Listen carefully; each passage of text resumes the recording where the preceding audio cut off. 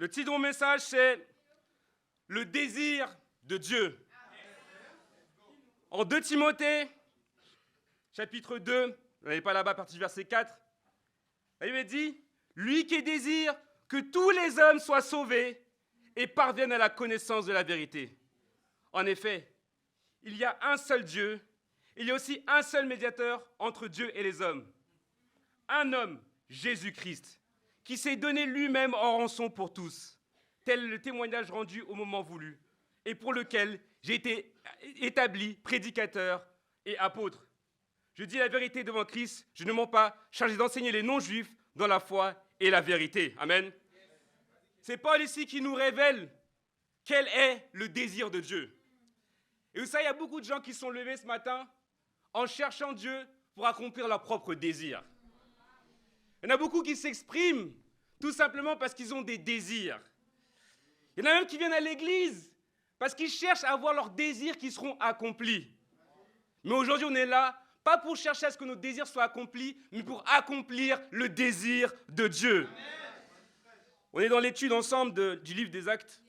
Et aujourd'hui, on va étudier le livre des Actes à partir de Acte 9. Vous savez, le 20 janvier 1961, lors de son inauguration en tant que 35e président des États-Unis, John Fitzgerald Kennedy, aussi connu comme JFK, a délivré un de ses discours les plus célèbres. Dans une époque où le monde était au bord d'une 3e guerre mondiale, où il y avait des ségrégations raciales, des violences policières et du racisme. Dans son discours, il a appelé tout le monde à être uni, et notamment le peuple américain, en disant « Ne demandez pas ce que votre pays peut faire pour vous, demandez ce que vous pouvez faire pour votre pays. » Aujourd'hui, les choses n'ont pas beaucoup changé. La politique n'a pas changé le racisme, la politique n'a pas changé les problèmes d'inégalité, et on est au bord de la guerre mondiale.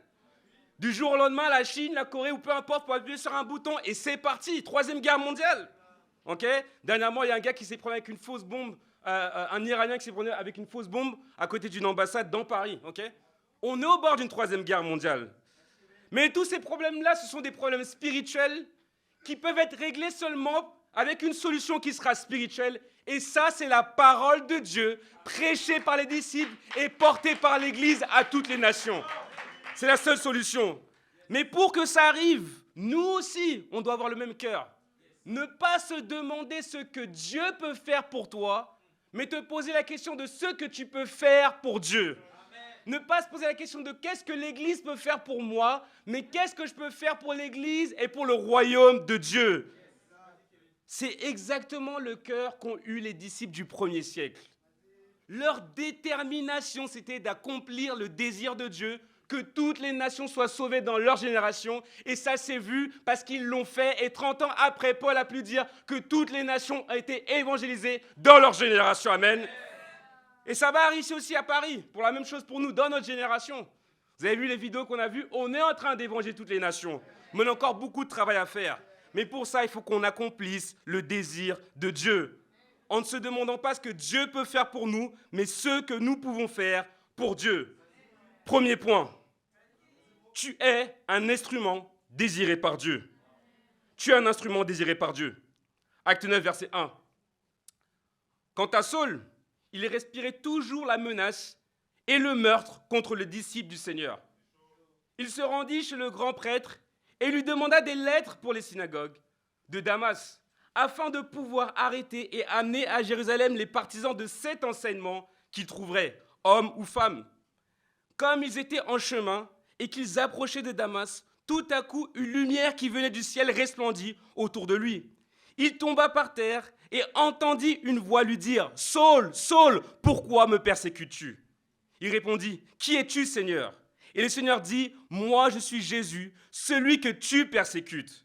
Lève-toi, entre dans la ville, on te dira ce que tu dois faire. » Les hommes qui l'accompagnaient s'arrêtèrent muets de stupeur. Ils entendaient bien la voix, mais ils ne voyaient personne. Saul se releva de terre. Malgré ses yeux ouverts, il ne voyait rien. On le prit par la main pour le conduire à Damas. Il y resta 3 jours sans voir et il ne mangea ni ne but rien. Ici, on voit la conversion incroyable de Saul qui Paul. Saul, ça veut dire désirer. Okay? Et là, clairement, Dieu le désirait parce qu'il a envoyé Jésus lui-même étudier la Bible avec lui. Okay? Et l'étude biblique, ce n'était pas chercher Dieu. L'étude biblique, c'était pourquoi. Okay?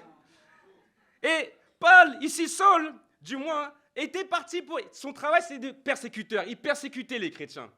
Donc, il allait sur la route de Damas, okay, où il y avait un certain nombre de chrétiens là-bas, pour aller les chercher dans les maisons, les faire sortir, les faire arrêter jusqu'à Jérusalem, et ensuite les faire tuer. Okay? Ça, c'était le travail de Saul. C'était sa raison de vivre, tuer des chrétiens. Okay? Ils disent qu'il est parti amener à Jérusalem les partisans de cet enseignement. Et en fait, la vraie traduction, ce n'est pas les partisans de cet enseignement, c'est les partisans de la voie, c'est les partisans du chemin. Parce que le mouvement des chrétiens au 1er siècle s'appelait le chemin. Il s'appelait la voie.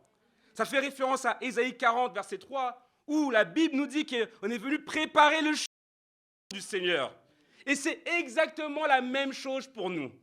On fait partie, nous sommes les disciples qui annonçons la plus grande des prophéties qui ait jamais existé, le retour de Jésus-Christ pour le jugement des nations.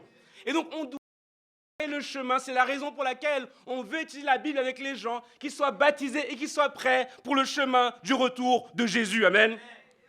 Ça fait aussi référence à ce mouvement de chrétiens qui s'appelait le chemin, au fait que Jésus a dit qu'il est le chemin, la vérité et la vie. Et c'est exactement ce que nous prêchons.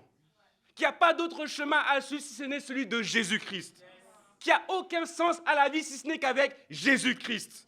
Il n'y a aucune raison de vivre si ce n'est pour Jésus-Christ. Et c'est exactement ce que nous sommes en train de prêcher. Nous sommes en train de prêcher ce chemin-là qui est Jésus. Amen. Ici, il est parti arrêter tous ces partisans-là. Et donc, comme je vous disais, Saul, ça veut dire désirer. Et on voit un autre Saul dans la Bible qui est le premier roi d'Israël. Entre les deux, malgré que ça ne se prononce pas pareil, c'est que Saul, le premier roi, Saül, le premier roi d'Israël, était désiré par les hommes. Ils ont dit, Dieu, donne-nous un roi, donne-nous un roi, donne-nous un roi. Dieu a dit, ok, tenez, prenez votre roi que vous voulez. Donc il était désiré par les hommes. Mais ce Saul-là n'était pas désiré par les hommes, il était désiré par Dieu. Pourquoi je vous parle de ça? Parce que chacun d'entre vous, vous êtes désiré par Dieu. Comment je le sais? La Bible dit en Jean 1, à partir du verset 12, que tous ceux qui croient, ils sont nés pas de la volonté des hommes, ni de la nature, mais ils sont nés de la volonté de Dieu. Donc la raison pour laquelle vous êtes assis aujourd'hui ici, c'est parce que Dieu a voulu que vous soyez là, parce que Dieu vous désire et il veut que vous soyez un instrument pour lui. Ici, Saul, désiré par Dieu, fait cette étude biblique avec Jésus. On lui pose la question, pourquoi tu me persécutes? Okay?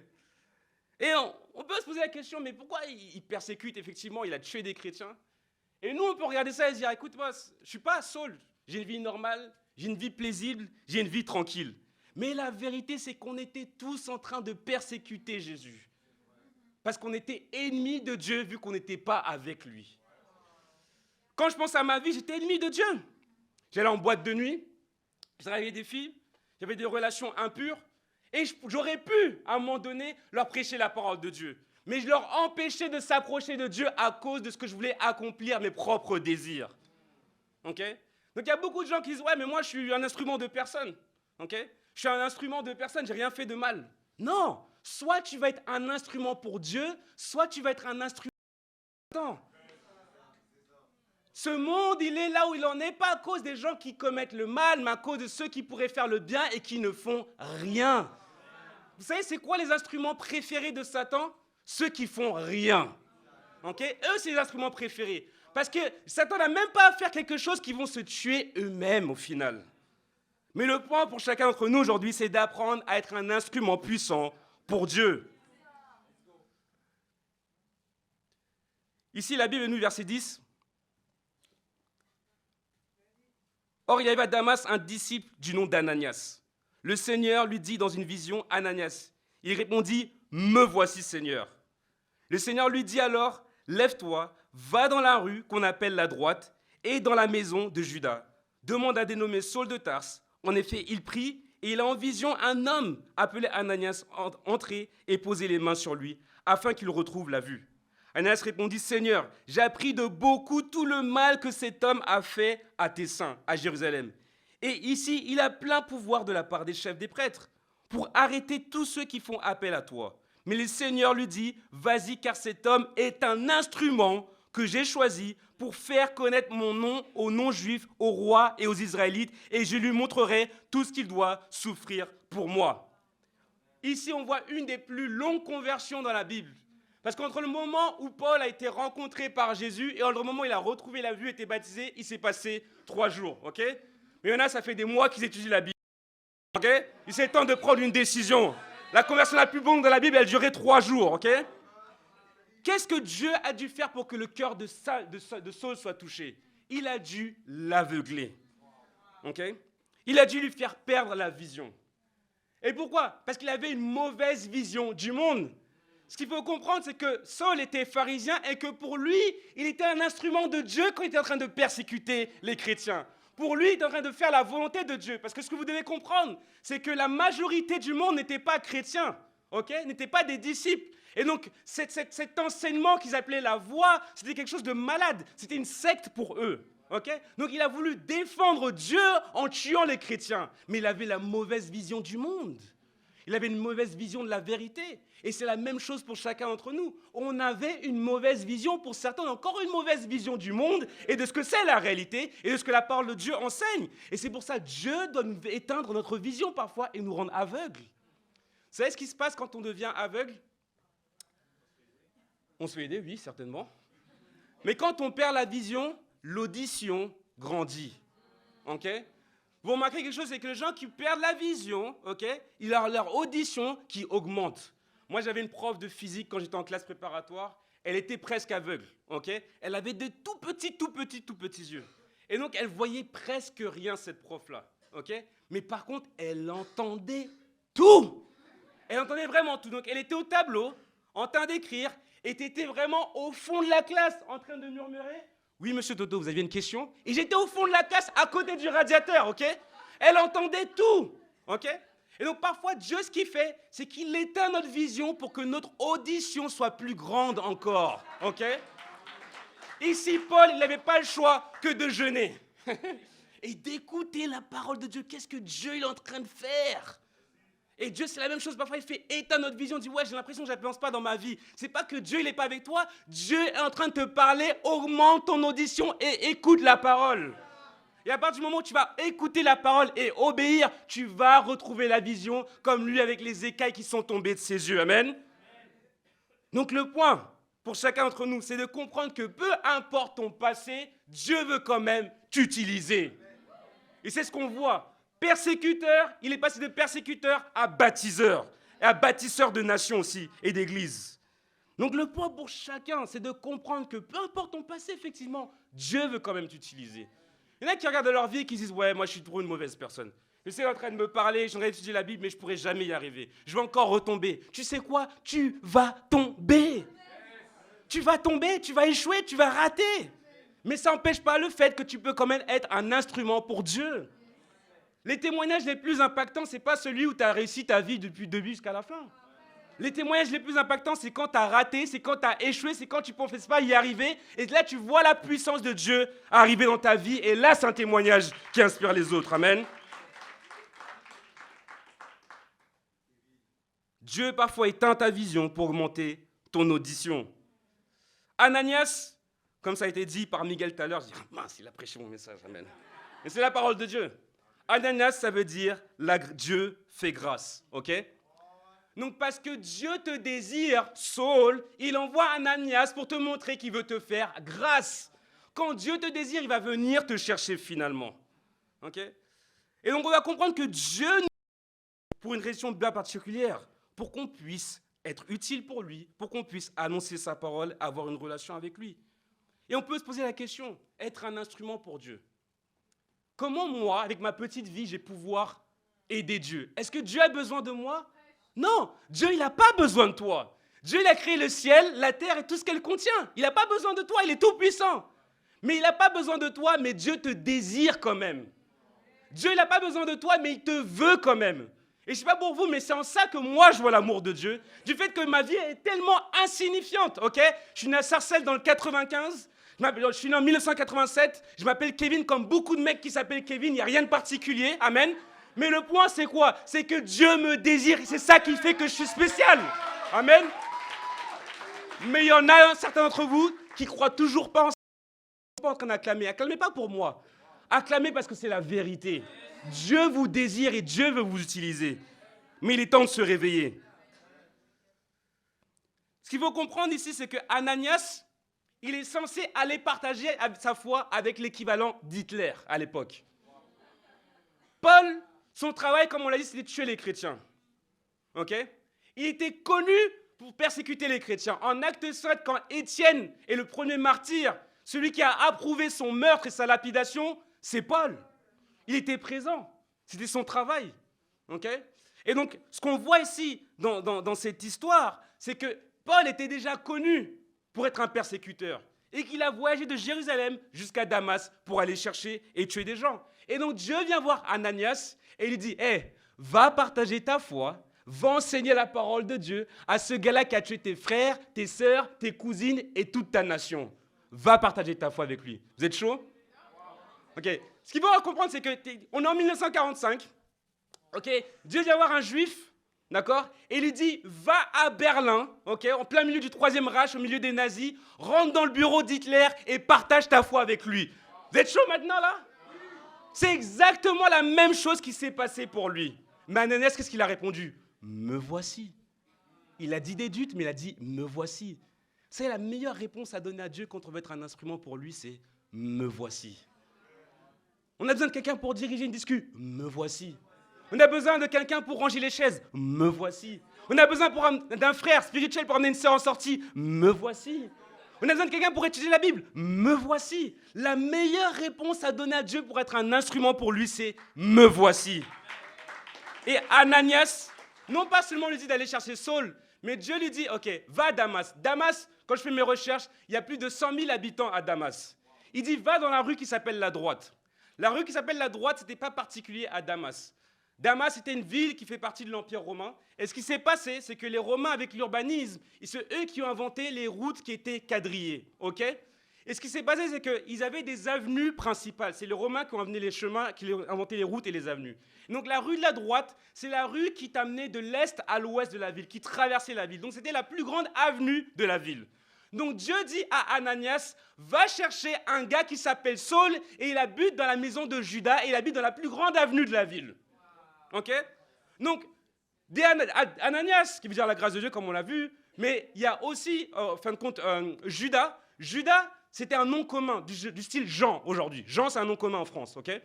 Donc, Dieu te dit, va à Paris, tu vas sur la plus grande avenue qui s'appelle l'avenue des Champs-Élysées. Ok, 1,5 km de long, c'est ce que faisait la taille de cette route-là. Et tu vas aller te frapper à toutes les portes pour chercher un Jean. Ok? Et parmi ces gens-là, il y a un Jean qui détient un Saul. Et tu vas prêcher la parole avec lui. Ok? Donc, on n'en parle pas beaucoup, mais Ananias, ici, beaucoup de fois pour obéir à la parole de Dieu. Beaucoup de fois pour être un instrument de la part de Dieu. Si Ananias avait dit non, c'est trop compliqué ce que tu me demandes, on ne serait pas là aujourd'hui. Pourquoi? Parce que Paul, c'est l'apôtre des non-juifs. Et je ne pense pas qu'il y a beaucoup de juifs ici, ok? Et pas du sens biblique, c'est sûr qu'il n'y en a pas. D'accord? Donc, s'il avait refusé, on n'aurait jamais entendu la parole de Dieu. Il y a une autre personne dont on ne parle pas ici. Ananias, il devait aller chercher quelqu'un dans la maison de Judas. Judas, c'était un juif, ok? Chrétien. Donc, pendant 3 jours, il y avait Hitler dans sa maison, qui était peut-être aveugle. Et il a gardé, il a dit, attends juste, il y a un gars qui s'appelle Ananias, ok, il va venir partager sa foi avec toi, tu le gardes juste, tu le nourris. Non, il ne voulait même pas manger, donc il ne voulait même pas le nourrir. Ok, mais tu es aveugle. Le gars, dites-vous qu'il a connu la persécution, que probablement il a dû fuir Jérusalem pour aller dans un pays qu'il ne connaît pas à cause de ce gars qui s'appelle Saul. Maintenant, il le garde chez lui dans la maison et il le regarde. Et quand il le regarde, il devait penser à quoi? Il a tué mon frère, il a tué mon cousin, il a tué mon peuple, il a tué ma nation. Mais Dieu le dit. Je vais obéir et en être un instrument pour Dieu. C'est exactement la même chose pour nous. Parfois, Dieu va nous demander des choses qui sont folles. Donner la collecte spéciale, c'est fou. Ok? La semaine dernière, ma femme, on a appuyé sur le bouton, on a fait un virement, ça a été fait, amen. C'est pas facile. Ok? Vous regardez la vie d'Olmos, Ukraine, Pologne, par là, là-bas, Barcelone, c'est pas facile. Vous regardez vos vies, je regarde certains d'entre vous, vous avez encore les crottes dans les yeux. Je sais, c'est pas facile. OK? Mais on est un instrument pour la gloire de Dieu. Amen. Ça, on parle d'être un instrument pour Dieu ici. Et quand je pense à un instrument, je pense à un ballon de foot. OK? C'est un instrument, c'est un objet qui a un objectif. Nathaniel, il est chaud, je sais. OK? Mais si tu prends un ballon de foot et que tu me le donnes, cet instrument-là, je ne vais pas faire grand-chose avec. Je vais faire quelques passes, m'amuser le dimanche, mais il n'y aura pas quelque chose d'extraordinaire. Mais si tu prends ce ballon de foot-là et tu le donnes à Mbappé, c'est 200 millions par an au PSG. OK? Si tu le mets entre les mains de Nathaniel, il va faire des choses incroyables avec. Amen? Si tu prends un ballon de basket et que tu me le donnes, bon, certes, je vais battre Kerry sur un 1 contre 1, c'est sûr. OK? Ça, c'est sans souci, il n'y a pas de problème. Amen. OK? Mais il n'y a rien d'extraordinaire qui... Mais si tu donnes ce ballon de basket-là à Michael Jordan, c'est 6 championnats de NBA et des milliards avec ses baskets et avec son jeu. OK? Si tu prends une raquette de tennis, bon, peut-être qu'il me reste encore un vert, mais il doit être rouillé, OK? Mais si tu donnes ça à Serena Williams, c'est 23 grands chelems, 7 Open d'Australie, 3 Roland Garros, 7 Wimbledon, 6 US Open et 5 Masters et une médaille d'or olympique. Donc l'instrument dépend de la personne qui l'utilise. Maintenant, si toi, tu es l'instrument, OK, et que c'est Dieu maintenant qui t'utilise, c'est pas 200 millions d'euros par an, c'est pas 23 grands chelems, c'est pas juste une médaille d'or olympique, c'est ta vie qui est sauvée et des milliers de personnes qui seront sauvées parce que tu t'es laissé utiliser par Dieu. Sois un instrument pour Dieu.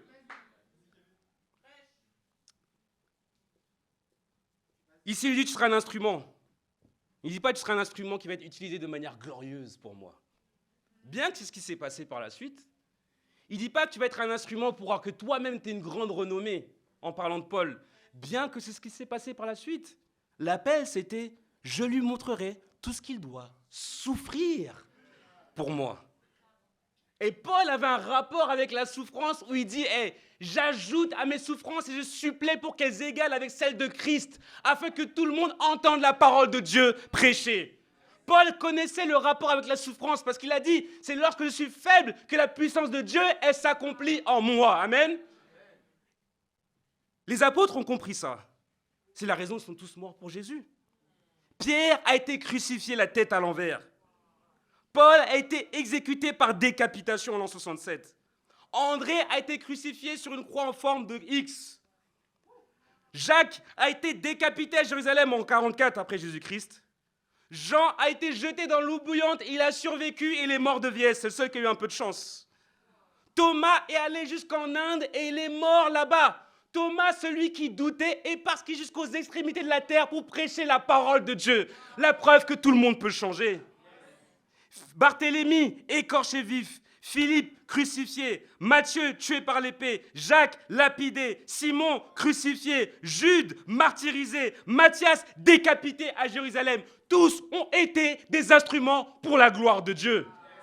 Mais tous ont souffert pour Dieu. Et moi ici, vivant en France, okay, en 2024, je ne peux pas dire que non, je suis en train de souffrir, de la même manière que je suis en train de souffrir. Et parfois, on a un rapport avec la souffrance, nous, qui venons de l'Occident, ainsi de suite. On dit on souffre. Pourquoi? Parce que la ligne 14 ne marche pas? Pourquoi? Parce que tu es parti en retard et donc, du coup, tu as raté ton train? À cause de ça? Parce que tu es dans une bonne école, une bonne université, et maintenant tu as la pression parce que tu as un examen? C'est à cause de ça que tu es en train de souffrir aujourd'hui, vraiment? Parce que tu n'es pas assez discipliné pour payer ton loyer comme tu penses? C'est à cause de ça que tu es en train de souffrir aujourd'hui, vraiment, en France? Il y a des disciples en Inde, il y a des disciples qu'on connaît, qui sont aux Philippines et ailleurs, qui doivent faire 4 heures de route pour venir au culte. On n'a pas le droit de dire qu'on est en train de souffrir ici, amen. Mais vous savez quoi? On souffre quand même. On souffre quand même. On souffre quand même pour prêcher la parole de Dieu. C'est pas pour ça ton coup. Moi, je suis fatigué, mais on s'en fiche. OK? Pourquoi? Parce que Dieu nous appelle aujourd'hui à être des instruments pour lui, à prêcher la parole de Dieu. Amen. Je préfère souffrir en tant que disciple que de souffrir dans le monde pour périr par la suite. Parce que certes, on est en train de parler de souffrance, mais dans le monde, c'est la souffrance. Le péché, ça amène la souffrance. La solitude, c'est la souffrance. Avant que Ananias, que la grâce de Dieu vienne sur moi et que je puisse étudier la Bible et que Dieu envoie Anthony pour que j'étudie la Bible, j'étais en train de souffrir. En 2013, j'étais dans une dépression totale. À cause de quoi? De ce que j'ai profité dans des relations sexuelles, à cause des avortements que j'ai fait faire et toutes ces choses-là. Et bien que j'allais en boîte et que j'organisais des soirées, j'étais triste, c'était la souffrance. Mais aujourd'hui, le fait de me lever tôt, d'avoir un moment avec Dieu, de sacrifier ma vie qui avait aucun sens. Parce qu'il y a des gens, ouais, je dois abandonner ta vie. Mais ta vie, elle a donné quoi jusqu'ici? On étudie les disciples, ouais, tu dois tout abandonner. Abandonner quoi? Qu'est-ce que tu as fait dans ta vie? Tu étais en train de payer ton petit loyer, en train de faire ta petite maison, ta toute petite vie dans ta toute petite chambre, avec tes tout petits amis en train de boire de la bière, faire n'importe quoi. Ta petite copine que tu pensais que t'aimais, mais en fait t'aimais juste être avec elle, tu l'aimais pas elle. Et tu penses que ça c'est l'amour. T'avais une vie qui était médiocre. Tous ici on avait une vie qui était médiocre. Ok? Qu'est-ce qu'on avait abandonné? Aujourd'hui, Dieu qui te désire, te choisit pour être un instrument, pas seulement pour toi, mais que tu sauves des nations et que tu as un impact pour l'éternité. Arrête d'hésiter, sois un instrument pour Dieu. Il y en a qui arrivent, ouais, il y en a qui viennent pas au midweek parce qu'ils ont travaillé de 9h à 19h. J'ai eu des messages, non, je viens pas au midweek, je suis fatigué aujourd'hui. Mais toi, t'es qui pour être fatigué et pas venir au midweek? T'es qui? La personne que tu as décidé de suivre est sur un canapé. Elle est morte sur une croix. Toi, t'es qui? Ok, tu vas être fatigué, mais c'est la raison pour laquelle la Bible dit en Ésaïe 40 que Dieu, à ceux qui lui font confiance, il leur redonne la force et la vision comme des aigles. Ils tombent et se relèvent. Donc tu as le droit d'être fatigué. Maintenant, utilise la parole de Dieu pour te relever. Mais ne pas venir au midweek parce que tu es fatigué, tu as travaillé jusqu'à 19h. Ou parce que j'ai déjà trop donné aujourd'hui, donc me déplacer jusqu'en train pour venir au réunion de corps du Christ. Mais si les gens qui t'ont rencontré avaient pensé comme ça, tu ne serais même pas là aujourd'hui. Donc sois un instrument pour Dieu et retrouve tes forces avec lui. Ouais, j'ai trop de soucis. Oui, je sais, tu as plein de soucis. C'est pour ça que Jésus dit, dépose tes fardeaux à mes pieds et prends le mien. Pourquoi? Parce qu'il est beaucoup plus doux, il est plus léger, il est plus humble. Donc c'est le moment pour nous en tant qu'Église, amen, de se laisser utiliser pleinement de la part de Dieu pour être un instrument pour lui, amen. Laisse Dieu t'utiliser et sois un instrument pour lui. Le défi que je vous donne, qu'est-ce que je peux faire pour Dieu? Les disciples, posez-vous la question. Ensuite, le défi, c'est quoi? Faites-le. Pour ceux qui viennent ici pour la première fois, ou peut-être pour la deuxième ou troisième fois, qui étudient la Bible, certains ne vous étudient pas encore la Bible, posez-vous la question, qu'est-ce que je peux faire pour Dieu? Et je vais vous faciliter la tâche. Étudiez la Bible, retenez la parole de Dieu, et soyez baptisés pour le pardon de vos péchés. Et vous recevrez le Saint-Esprit. Ayez une relation profonde avec Dieu. C'est ça que vous pouvez faire pour Dieu, parce que vous aussi, Dieu vous a fait grâce. Quelqu'un vous a invité aujourd'hui. Donc c'est une chance pour vous d'être assis aujourd'hui et d'écouter la parole de Dieu. Okay? On ne veut pas vous supplier, mais on veut vous dire quelque chose, que Dieu vous attend et il veut vous utiliser en tant qu'instrument. C'est une chance pour vous. Donc la chose à faire, c'est d'étudier la Bible. Et pour certains, c'est d'être baptisé aujourd'hui. Deuxième point. Tous unis pour gagner toutes les nations. Tous unis pour gagner toutes les nations. On va aller en Acte 10, à partir du verset 1. Il y avait à Césarée un homme appelé Corneille, qui était officier dans la troupe romaine appelée. Il était pieux et craignait Dieu avec toute sa maison. Il donnait beaucoup d'argent au peuple et ne cessait de prier Dieu.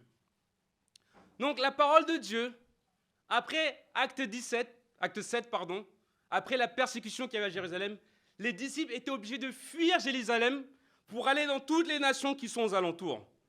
Et ils n'ont pas fui pour prier, pour aller se cacher. Sur le chemin, ils ont prêché la parole de Dieu. C'est pour ça qu'en Acte 8, on voit que la Samarie a été évangélisée par Philippe. Et qu'après avoir baptisé l'eunuque éthiopien, partout où il allait, il prêchait la parole de Dieu.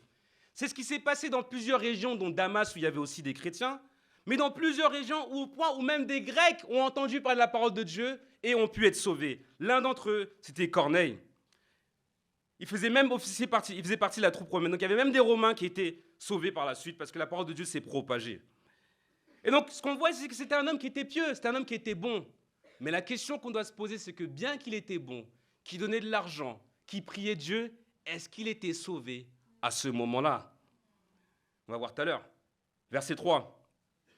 Vers 3 heures de l'après-midi, il vit clairement dans une vision un ange de Dieu entrer chez lui et lui dire « Corneille !» Il fixa les regards sur lui et, rempli de crainte, répondit « Qu'y a-t-il, Seigneur ?» L'ange lui dit « Tes prières et les dons que tu as faits sont montés devant Dieu et il s'en est souvenu. Maintenant, envoie des hommes à Jaffa et fais venir Simon surnommé Pierre. Il est logé chez un certain Simon, un tanneur dont la maison se trouve près de la mer. » Dès que l'ange qui lui avait parlé fut parti, Corneille appela 2 de ses serviteurs et un soldat pieux parmi ceux qui étaient attachés à son service. Il leur raconta tout ce qui s'était passé et les envoya à Jaffa. Donc là, on voit une autre conversion. Il n'y a que des conversions dans le livre des Actes. On voit beaucoup de conversions. Et on voit la conversion de Corneille. Et ici, Corneille, voit Dieu. Mais est-ce qu'il est sauvé pour autant? On va voir. Ce qu'on doit comprendre ici, c'est qu'il y a des bonnes personnes. Ça, c'est sûr. Mais il y a des bonnes personnes qui ne sont pas sauvées. Il y a des gens avec des bonnes intentions, mais aussi beaucoup de personnes en enfer avec beaucoup de bonnes intentions. Le seul moyen, selon les Écritures, c'est d'être uni à Jésus-Christ, au travers de sa parole, en devenant un disciple, en étant baptisé pour le pardon de ses péchés, et c'est à ce moment-là qu'on reçoit le Saint-Esprit. C'est le seul moyen d'être en accord avec Jésus-Christ et avec sa parole. Ici, on voit une chose, un homme qui est en train de chercher Dieu de tout son cœur. Mais non pas seulement lui qui cherche Dieu, mais Dieu est en train de le chercher aussi. Dieu a créé la connexion. Il va chercher Corneille, et on va voir tout à l'heure qu'il va venir chercher Pierre.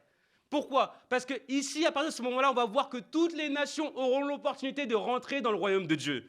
Pourquoi? Parce que le désir de Dieu, c'est de gagner toutes les nations. Verset 9.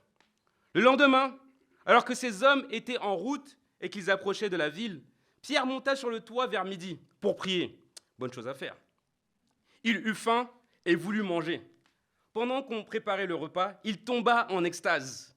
Il vit le ciel ouvert et un objet ressemblant à une grande nappe attachée aux 4 coins qui descendait et s'abaissait sur la terre.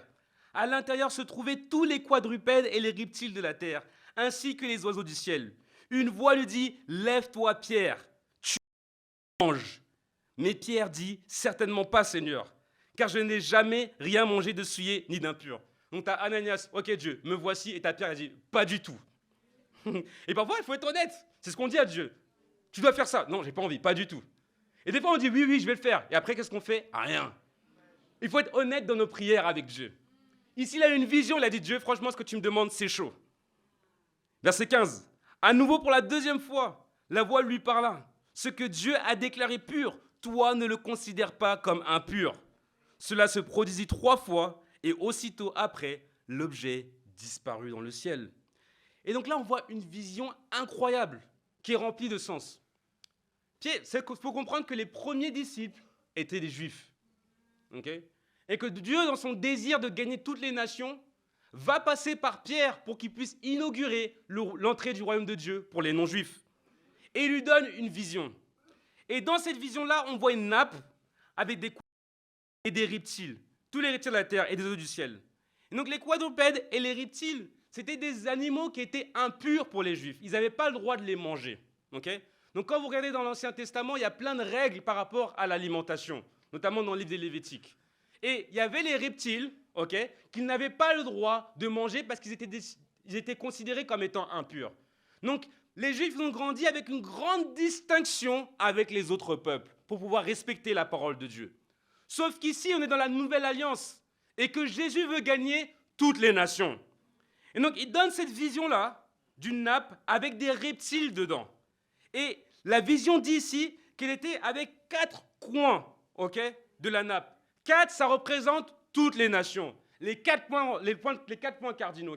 Dieu va aller dans les 4 points cardinaux dans toutes les directions pour sauver toutes les nations. 4, ça représente toutes les nations.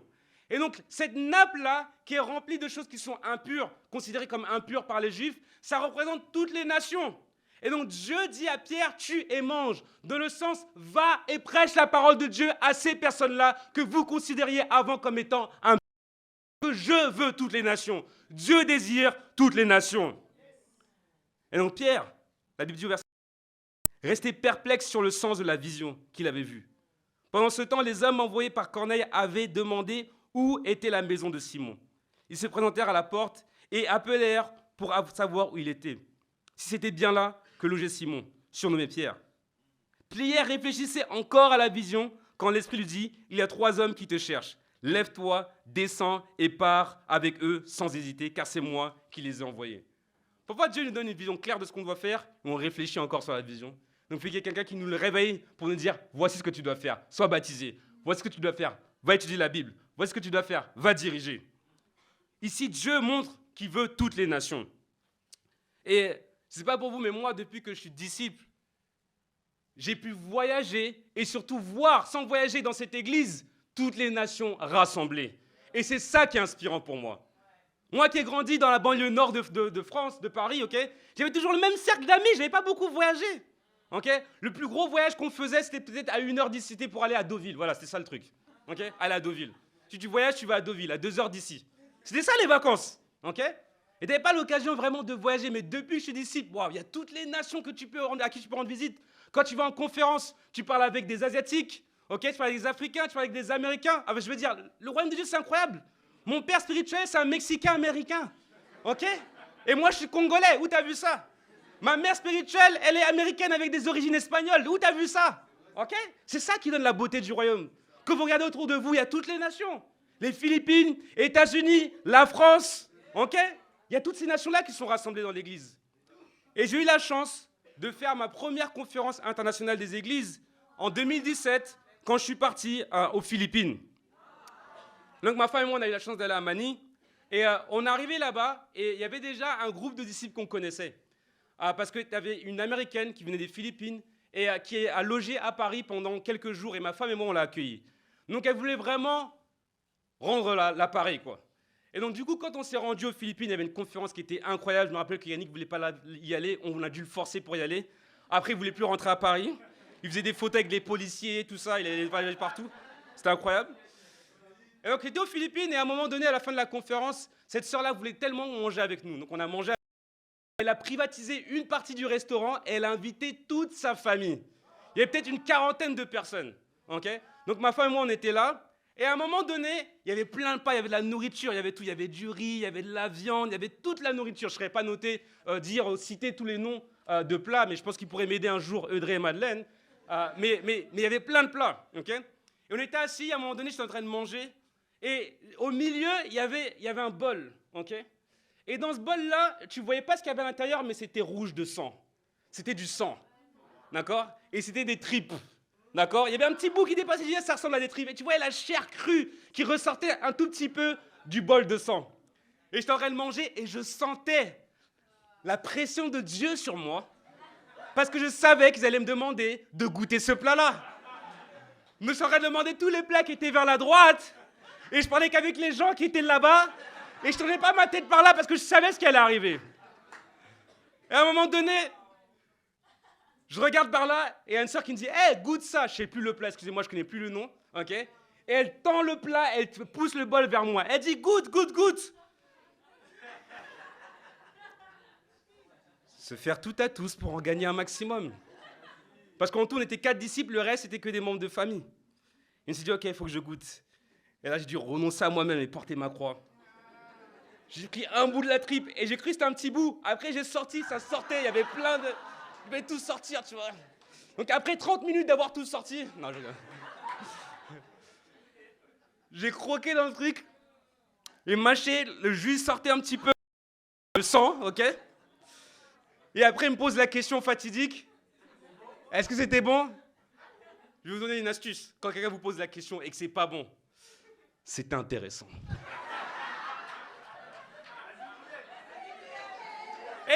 Et ce jour-là, je suis devenu Filipino pour de vrai, amen. Non, c'est vrai. Non, c'est pas vrai. Il fallait que je mange le balout. Le balout, c'est un autre truc qu'ils ont. C'est un œuf, ok. Moi, j'ai pas eu la foi de le manger, mais c'est un œuf avec un embryon d'oiseau dedans qui est cru, presque encore vivant.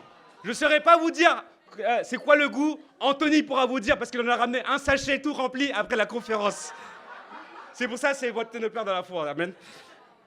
Et donc le point c'est quoi? Pourquoi je parle de ça? C'est faire tout à tous. Le langage pour gagner toutes les nations. Le langage qu'on va parler pour se comprendre, c'est pas l'anglais. Le langage pour se comprendre dans toutes les nations, c'est l'amour. Et c'est le langage qu'on doit parler les uns avec les autres dans l'église et à l'extérieur de l'église. Dieu veut toutes les nations, c'est pour ça qu'il a dit, j'ai envoyé Jésus, afin que vous vous aimiez pas comme vous voulez, mais que vous aimiez comme lui, il vous a aimé en mourant les uns pour les autres. Amen. Et c'est comme ça qu'on va porter la parole de Dieu dans toutes les nations. Amen. Sans s'aimant les uns les autres et avec amour pour toutes les nations. Et ça se voit qu'on a encore du travail à faire à cause des chaises auxquelles je prêche qui sont encore vides. C'est la raison pour laquelle il faut encore plus d'amour. Notre niveau d'amour, il est mesuré par le fait que cette salle soit remplie ou pas. Amen. Et donc, pour montrer à Dieu qu'on veut être des instruments pour lui et qu'on l'aime, vous savez ce qu'on va faire? Le 19 mai, lors du culte international, tout le monde va avoir 2 invités au minimum. Et comme on l'a fait au culte de Noël, on va remplir cette pièce avec plus de 300 personnes présentes au culte international. Pourquoi? Parce que Dieu veut toutes les nations. Dieu veut toutes les nations et ça repose sur nous. On va aller en Acte 11. Et on va aller à partir du verset 19. Pour gagner toutes les nations, ça commence avec une église. Une église, ça commence avec 2 personnes. 2 personnes qui sont déterminées à faire la volonté de Dieu. 2 personnes qui sont déterminées à aller n'importe où, faire peu importe pour sauver n'importe qui. C'est tout ce que ça demande pour créer une génération qui va sauver toutes les nations. Et on va voir l'exemple de l'église d'Antioche. Acte 11, verset 19. Ceux qui avaient été dispersés lors de la persécution survenue après la mort d'Étienne allèrent jusqu'en Phénicie, dans l'île de Chypre et à Antioche. Mais ils annonçaient la parole qu'aux Juifs. Donc il y avait encore du racisme, bien après Acte 6, dans l'Église. Verset 20. Cependant, certains d'entre eux, qui étaient originaires de Chypre et de Cyrène, vinrent à Antioche et s'adressèrent aussi aux non-juifs pour leur annoncer la bonne nouvelle du Seigneur Jésus. Merci pour eux. Verset 21. La main du Seigneur était avec eux et un grand nombre de personnes crurent et se tournèrent vers le Seigneur. La nouvelle en parvint aux oreilles des membres de l'église de Jérusalem et ils envoyèrent à Barnabas jusqu'à Antioche. À son arrivée, lorsqu'il vit la grâce de Dieu, il en éprouva de la joie. Il les encourageait tous à rester attachés au Seigneur d'un cœur ferme, car c'était un homme de bien, plein d'Esprit Saint et de foi. Une foule assez nombreuse s'attacha au Seigneur. Barnabas se rendit ensuite pour aller chercher Saul. Quand il l'eut trouvé, il l'amena à Antioche. Pendant toute une année, ils participèrent aux réunions de l'Église et ils enseignèrent beaucoup de personnes. C'est à Antioche que pour la première fois, les disciples furent appelés chrétiens. Donc on connaît tous ce passage-là, hein, où pour la première fois, les disciples de Jésus sont appelés chrétiens. Chrétien, ça ne veut pas dire « je crois et donc je viens au culte, donc je suis sauvé ». C'est pas ça, chrétien. Chrétien, ça ne veut pas dire « j'ai fait une prière dans mon cœur et maintenant j'ai accepté Jésus et je suis sauvé ». C'est pas ça que ça veut dire chrétien. Chrétien, à vrai dire, dans ce contexte-là, c'était comme une insulte, ou du moins, on va dire plus gentiment, un surnom qu'on est en train de leur donner, pour se moquer d'eux. Tout simplement parce que l'église d'Antioche imitait tellement bien Jésus qu'il marchait comme lui, prêchait comme lui, guérissait comme lui, parlait comme lui, aimait comme lui. Donc quand les gens ont vu ça, ils ont vu ce groupe de personnes-là se déplacer comme Jésus, ils ont dit hey, « regardez, c'est pas des petits Christ, eux ?» Chrétiens, c'est ça que ça veut dire. Chrétien, ça veut dire petit Christ. Et donc on voit cette église d'Antioche-là qui a obtenu un surnom de la part du monde à cause de ce qu'ils étaient en train d'imiter Jésus, à cause de ce qu'ils avaient compris qu'ils devaient gagner toutes les nations et qu'ils voulaient être et qu'ils étaient un instrument pour Dieu. Tellement ils étaient en train de bien imiter Jésus. L'église d'Antioche, géographiquement, politiquement, économiquement et maintenant spirituellement, c'était une plaque tournante pour le christianisme. Okay? Quand ils ont dû prendre la décision par rapport à la circoncision, ils sont retournés à Antioche. Quand ils ont pris les décisions par rapport à différentes choses, ça s'est passé à Antioche. Okay? Parce que c'est là où la plupart des premiers Grecs ont été évangélisés et ont été convertis. Donc à Antioche, il s'est passé beaucoup de choses au final. Antioche était un centre chrétien clé. Une ville située en fait à l'actuelle Turquie, qui est le centre à l'époque de l'Europe. Amen. Et c'était l'une des plus grandes villes de l'Empire romain à cette époque-là. C'était un carrefour culturel, commercial important, ce qui faisait que c'était un endroit stratégique pour la propagation du christianisme. Donc tu avais Rome, mais tu avais aussi Antioche, qui était un vrai carrefour où les gens allaient passer. Donc le fait d'avoir des chrétiens là-bas, c'était un élément clé pour l'évangélisation de toutes les nations. Amen. Moi, je ne sais pas pour vous, mais ça me fait penser à une ville en particulier. Paris. Paris, capitale de la mode. Paris, capitale de la culture. Ok? Capitale de la gastronomie. Hey, tu vas dans une conférence, ils savent tout de suite faire la différence entre un disciple qui vient de Paris et un disciple qui vient d'ailleurs. Et le costume, il n'est pas taillé pareil. Ok? Donc ça, c'est une chose. Mais l'autre, c'est que le monde doit nous reconnaître en disant « Waouh, ça, c'est des chrétiens, c'est des gens qui sont différents. » Pourquoi? Parce que dans leur église, il y a toutes les nations. Pourquoi? Parce qu'ils sont prêts à aller n'importe où, faire peu importe pour sauver n'importe qui. Ils sont prêts à donner leur argent, à faire peu importe pour que des personnes qui soient sauvées. C'est comme ça qu'on doit être reconnu dans le monde. Paris, c'est une plaque tournante pour l'évangélisation en Europe de l'Ouest. Et même en Europe et même dans le monde entier. Ok? C'est pas en Turquie que tout se passe, c'est en France. Et je vais dire, même si j'aime l'église de Londres, c'est pas à Londres que tout se passe, c'est à Paris que tout est en train de se passer. Amen. Cette semaine, il y a un pasteur du Burundi qui m'a appelé. Et il m'a dit, s'il vous plaît, il m'a envoyé plein de photos, s'il vous plaît, faites en sorte qu'on puisse avoir l'église chrétienne internationale du Burundi. On fera tout ce qu'il faut pour faire partie de votre église à cause de ce que vous êtes en train de prêcher. Donc, ils ont vu ce que vous êtes en train de faire. Ils ont regardé les vidéos. Ils voient ce qui est en train d'être prêché. Ils voient les baptêmes. Ils sont inspirés. Et grâce à ça, il y a quelqu'un dans une nation qui s'est levé pour avoir une église dans sa nation. Dieu merci, on a déjà une église là-bas. Et vous savez comment cette église a été implantée? Il y a 3 ans, quelqu'un a vu les prédications ici, a vu ce qui est en train d'être fait. Donc un pasteur du Burundi a appelé. Il a dit, s'il vous plaît, implantez une église chez nous. On a besoin de vous. Des missionnaires sont partis au Burundi. Ils ont prêché la parole de Dieu. Ils ont été emprisonnés. Ils sont sortis de prison. Ils ont prêché la parole de Dieu. Le culte inaugural, ils ont été emprisonnés le jour du culte inaugural. Et il y a une église qui a commencé là-bas. Donc cette fois-ci, j'ai juste envoyé les contacts du pasteur en question. Et aujourd'hui, ils se sont rencontrés. Et peut-être que ces deux églises vont se joindre pour former une église qui est l'église de la parole de Dieu. Votre foi va envoyer les Olmos à Barcelone pour qu'ils soient prêchés là Dieu là-bas. Ensuite, après ça, le Portugal pour la gloire de Dieu. Ensuite, l'Italie pour la gloire de Dieu. La Suisse, le Luxembourg. On a déjà envoyé à Belgique. Et ensuite, on revient à Paris. Et il faut aller à Rouen. Il faut aller à Lille. Il faut aller à Marseille, à Bordeaux. Il faut aller dans toutes ces villes-là. Amen. Il y en a qui vont être très inspirés quand on va faire notre retraite des étudiants, ou du moins l'atelier des étudiants à fin août. Quand on va aller dans le sud de la France. Il y en a qui vont vouloir partir. Il y en a qui vont être très inspirés quand on va aller à Barcelone pour l'IMC, ok? Baptême sur la plage, d'accord?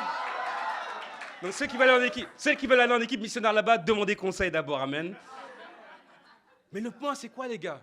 Notre tâche est super importante à nous, en tant que disciples, mais encore plus ici à Paris.